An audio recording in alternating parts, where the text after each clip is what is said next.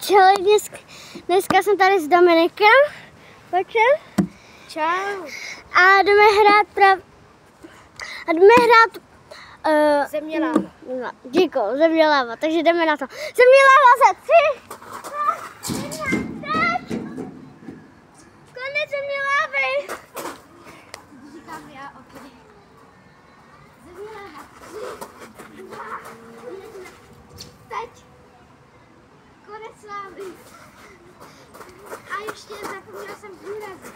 Nesmíme na věci, kde jsme už byli, aby jsme to měli těžší. Jo. Aby nás viděli. Challenge. No, jo. Takže země láva za 3. Tak a jsem tady.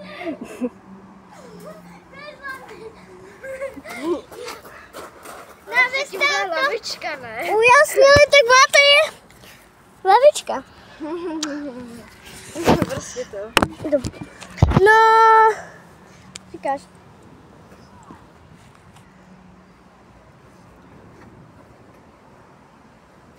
Země láva, 3, 2, 1, teď. Yes. Ok, tak mám minus 1. Takže... No, já jsem prohrála. Takže další hra bude part 2.